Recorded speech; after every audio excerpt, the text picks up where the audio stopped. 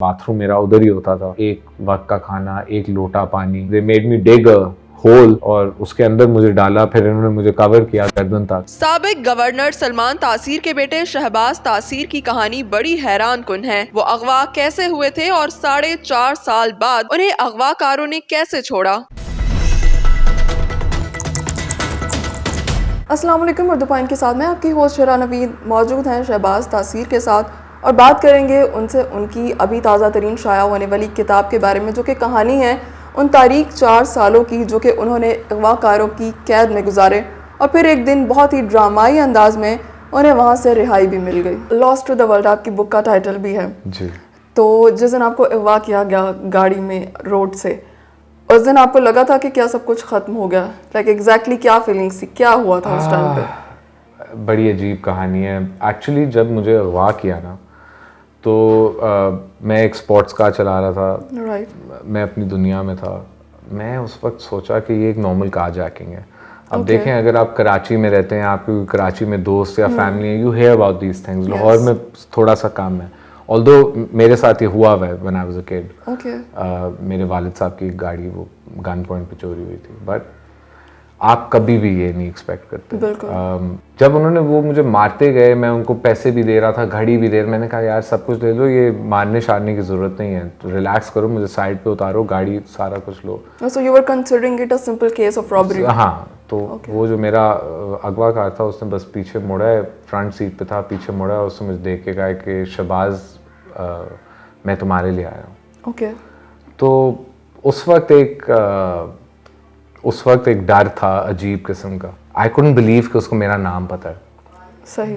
और that was the first time कि मुझे रियलाइजेशन हुई कि ये रॉबरी नहीं है। जो अगवाकार हैं वो आपकी फैमिली से ऑन एंड ऑफ नेगोशिएट करते रहे थे, तो क्या डिमांड्स थी उनकी? कितना रैंसम डिमांड किया उन्होंने? मेरा उस वक्त I think was the highest ransom ever asked. किसी भी आदमी का दुनिया में इस तरह का रैंसम नहीं मांगा। सही।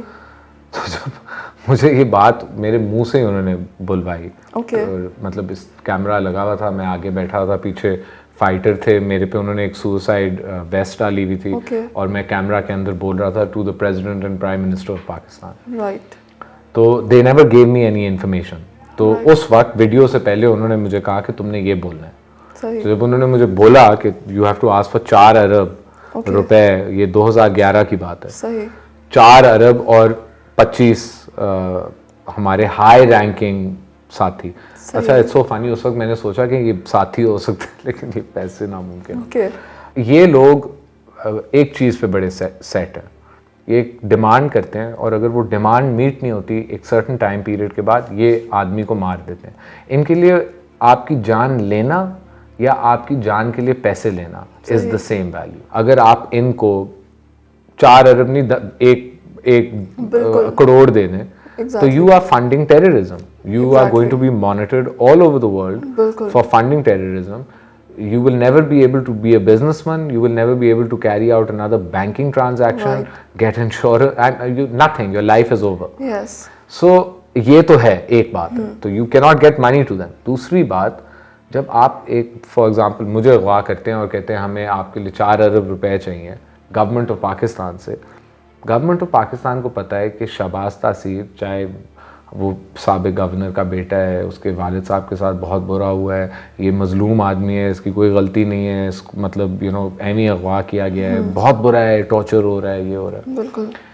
4 अरब रुपए एक आदमी की ज़िंदगी के देने के लिए उनको ये पता है कि ये 4 अरब इस्तेमाल होंगे हमारी सिक्योरिटी एजेंसी, आपकी फ्रंट लाइन डिफेंस, आपकी सिक्योरिटी एजेंसीज हैं, आपकी पुलिस है, आपकी जो भी है। किस तरह से टॉर्चर किया आपको? किस तरह से आपको ज़हनी तौर पर, जिस्मानी तौर पर? असल में यही सोचता था कि जिस एंड में ना मैं अपने आप से पूछता था कि व्हाट्स वर्स, फिजिकल टॉर्चर या मेंटल टॉर्चर, क्योंकि दोनों का जो एक का प्रेशर और एक का आपकी बॉडी जस्ट ब्रेक्स। मतलब इन्होंने मुझे सॉलिटरी कन्फाइनमेंट में डाल दिया, तो मैं 3 महीने 4 महीने I had no access to anything. बस वो काले अंधेरे कमरे में मैं बंद था, चेन था, कोई मतलब बाथरूम मेरा उधर ही होता था,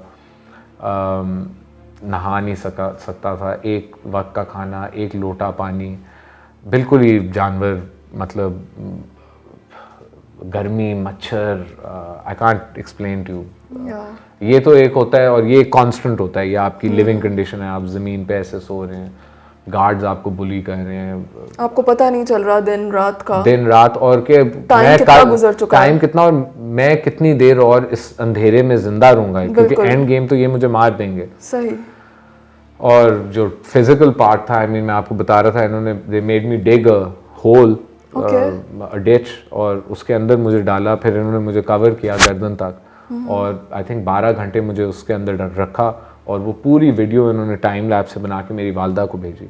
और फिर इन्होंने मेरी उस वीडियो के अंदर फॉर एग्जांपल 4 घंटे 23 सेकंड पे एक मैसेज था, वो उन्होंने कहा कि हमने जैसे 4 मैसेज वीडियो में छोड़े, आप हमें जब पूरी आप देखेंगी तो सिर्फ आपको तभी मैसेज पता चलेंगे, और फॉरवर्ड नहीं करना ये वो। सो माय मदर एक्चुअली, मेरी वालदा को इन वीडियोस, ये जो मेरा टॉर्चर होता था और ये महीनों के लिए मेरे साथ हुआ है, it was to a point जहाँ मैं अपनी जान, मतलब आई गिवन अप कम्प्लीटली, और वो हर एक लम्हा जो मैंने उस तरह गुजारा है वो मेरी वालदा को देखना पड़ा है, और एक्चुअली मेरे लिए ये बहुत बड़ा बोझ है। 5 साल के अरसे के दौरान मुख्तलिफ जगहों पर वो आपको शिफ्ट करते रहे अगवाकार जो हैं, किस तरह से सर्वाइव किया, क्या करते थे वहाँ पर अपना टाइम गुजारने के लिए, क्योंकि वहाँ पर आई थिंक कुछ था नहीं, लाइक इंटरनेट नहीं थी, टीवी नहीं था, बट कोई बात करने के लिए नहीं था। कोई बात, मुझे मेरा एक गार्ड मिला था, अगर आप मेरी किताब पढ़ें तो ये अल्लाह की तरफ से ही मैं कहता हूँ, हमेशा कुछ भी अच्छा आता है, तो वो एक ताजिक था जो मैनचेस्टर से पेरिस, फिर तुर्की, फिर ईरान, फिर बलूचिस्तान से वज़ीरिस्तान पहुंचा था। 1918 का होएगा जब आया होएगा, और मुझे मिला होएगा 20 साल का होएगा। तो but he was a big guy, he was 6'3", huge, giant of a man, but 20 साल का, और वो एक मैनचेस्टर यूनाइटेड फैन था। सही। तो उसने गेमें सुननी थी, मैंने तो कभी सोचा भी नहीं था मैं सुन सकता हूँ, तो हम दोनों जेल में रेडियो पे बैठ के मैनचेस्टर यूनाइटेड की गेमें साथ सुनते थे। तो वो एक मेरा, मैं किताब में आप हमारी रिलेशनशिप्स के बारे में भी पढ़ सकते हैं। लोग कहते हैं कि ड्रोन स्ट्राइक में हमने सुना था आप ड्रोन स्ट्राइक में थे, तो मैं कहता हूँ वो भी अल्लाह की तरफ से एक नेमत ही थी, क्योंकि मुझे किसी किस्म की जिस्मानी दर्द नहीं हुई, सही है, और मैं बिल्कुल 100% ओके था। थोड़ी सी मुझे वो टिनिटस है, वो जो ची रिंगिंग होती है कान में, but I moved in with my kidnappers family after that drone strike. और फिर मेरी ज़िंदगी में बच्चे भी आ गए, और एक और आदमी आया जिसका नाम अब्दुल अजीज़ था, जिसको मैं बहुत कहता हूँ, उसने मेरी like you were connecting with them. I was connecting with human beings जिनके अंदर इंसानियत थी। सही। And तो it was a long time of loneliness, but उसके अंदर बहुत अच्छी चीज़ें भी हुई अल्लाह की तरफ से, रहम भी लोगों ने दिखाया, ऐसी डार्क जगह में प्यार सिर्फ अल्लाह की तरफ से आ सकता है। अच्छा, आपके इंटरव्यूज में हमने सुना है कि कोई लड़की थी एक जिसने आपकी मदद की कैद के दौरान, आपने कभी कोशिश की दोबारा उनके बारे में जानने की? वो एक्चुअली मेरा जो अगवाकार था उसकी मदर इन लॉ थी, उसकी सास थी। इनकी जो बड़ी बेटी थी उसकी मेरे अगवाकार से शादी हुई थी, और वो इनकी इस्तखबारात का कमांडर था, अमीर, वो इस्तखबारात का अमीर था। सही। और जो मोहम्मद ताहिर फारूक का बेटा था, उसका नाम था अब्दुल अजीज, उसने एक्चुअली मेरी जान बचाई थी। तो जब ये मेरा टॉर्चर कर रहे थे, मुझे टॉर्चर कर रहे थे, बड़ा एक्सटेंसिव हो गया था, और अब ये मेरी कमर से गोश्त काट रहे थे, तो मैं चीखें मार रहा था, और मैं इतनी दर्द में था और इतना खून निकल रहा था। तो अब्दुल अजीज़ उस कमरे में था उस वक्त, तो वो भागा गया और उसने अपनी माँ को बताया कि यार ये आदमी मर जाएगा ऐसे। तो आप खुद सोचें, एक ऐसी सोसाइटी, एक ऐसा ग्रुप जहाँ वो बिल्कुल पर्दे के पीछे, तो बिल्कुल भी नहीं, और बिल्कुल वो पर्दे के पीछे रहती हैं। तो अगर आप लोगों को, अगर आपको भी पर्दे का कॉन्सेप्ट समझ में आए, तो आप उसको भी मल्टीप्लाई बाय 5 मिलियन कर दें, तो ये you are talking about now the most extreme form of everything. उस सारे बैरियर्स को तोड़ने के लिए उस औरत जैसे वो आई है मुझे बचाने, I can not believe it, it can not happen. Subsequently जब इनकी ग्रुप्स की आपस में लड़ाई हुई है, तो शी वाज किल्ड, उनको मार दिया गया था। मेरी अपनी माँ जो है, अब्दुल अजीज, उसकी माँ, उसकी बहनों, उसके बच्चों, सबके लिए दुआ करती है। सही। और उसी घर के सब लोग, जिसमें एक आदमी ने मेरी ज़िंदगी को तबाह करने की कोशिश की थी। अच्छा, आपकी अगवा से लेकर रिहाई तक मुख्तलिफ तरह के सवालात जो हैं वो उठाए जाते रहे, मीडिया पर भी, सोशल मीडिया पर भी। कुछ लोगों ने कहा कि आपकी फैमिली ने जो है वो तावान की अदायगी कर दी थी, इसलिए आपको रिहाई मिली। इसमें कितनी सच्चाई है? नहीं, मेरी फैमिली इसके सवालात के, इन तमाम सवालात के जवाब भी शामिल हैं इस किताब में। हाँ, इट्स वेरी क्लियर। मैं एक्चुअली भागा था, सो आई एस्केप्ड। जब इन दोनों ग्रुप्स की जंग हुई थी, ड्रामाई वो अगवा था, उतनी ही ड्रामाई उसकी रिहाई भी थी। बिल्कुल थोड़ा सा कम वक्त, मगर द ड्रामा वाज इंटेंस। आप खुद सोचें, मैं इस ग्रुप के साथ थोड़ा एट पीस हो चुका था इन टर्म्स ऑफ, मुझे पता था मेरे अगवाकार कौन है, कौन सी जुबान बोलते हैं, मैं किधर रह रहा हूँ, क्या हो रहा है। ये अब एक नए लोग आगे जो मानते ही नहीं थे कि मैं कौन हूँ, मतलब कि नात के ये शहबाज तासीर है, ना कि ये जासूस है, क्या है। तो उस सब कुछ से बचने के लिए मैंने एक आदमी, I made my self into someone, उसका नाम है यूसुफ ब्रितानिया। तो आई वाज अ अंग्रेज इंग्लैंड से जो हिजरत करके आया था जिहाद करने। मतलब आई कुड नॉट बिलीव कि ये इधर जिहाद करने आए हैं। तो उनका जो एक कमांडर था वो मुझे कहता है कि हम चाइना के खिलाफ जिहाद कर रहे हैं, उन्होंने हमारी ज़मीन पे कब्जा किया हुआ है, हम उनके खिलाफ लड़ रहे हैं।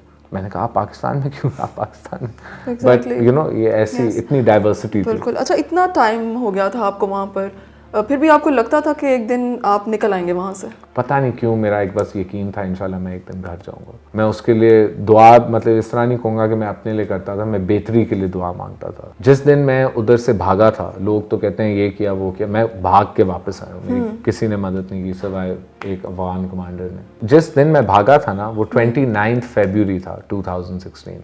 मैं यूरोज़गान, एक मतलब बीच अफगानिस्तान में एक सूबा है, एक जगह है, मैं उधर से भागा था एक तालिबान जेल से, और मुझे 7 दिन लगे थे पाकिस्तान आने में। सही।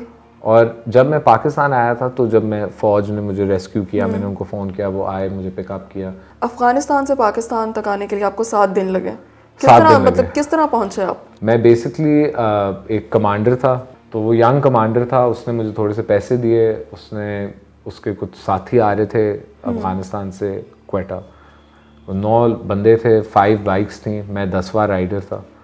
और 7 दिन बस मैं चुप करके उनके पीछे आया हूँ।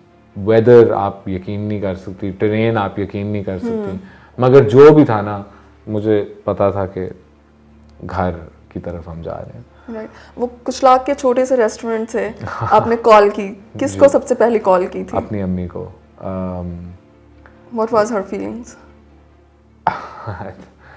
वो ही है ना, यकीन नहीं आता ना, वो हम दोनों ने इतने हमारे साथ धोखे हुए थे, इतने झूठ बोले गए थे। सही।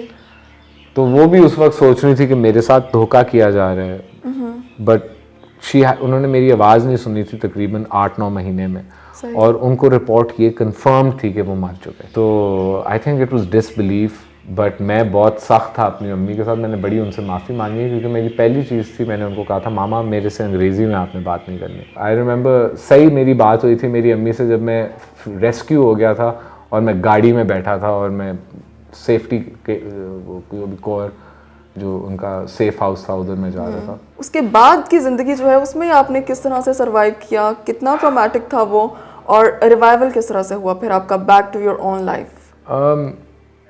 मुश्किल होता है, it's not easy.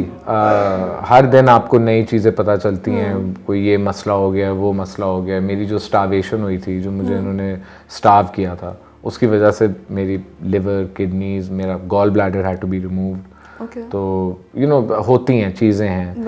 I have a slight slouch in my back, I can't sit up straight for too long, मैं ऐसे हो जाता हूँ, ओनली बिकॉज मैं जंजीरों में था, you know, for so many years. कभी कभार ना जंजीरों में होना भी एक फ़र्क किस्म का मज़ा है। Adjustment is very difficult, you have to have a good support system, and I have an amazing support system. My mother, my brother, my sister, my wife, they're very supportive. You know, मैं ये किताब लिखना भी नहीं चाहता था। सही।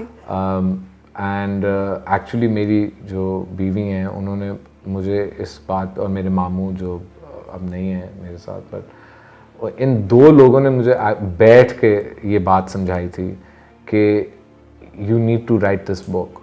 People need to hear this story.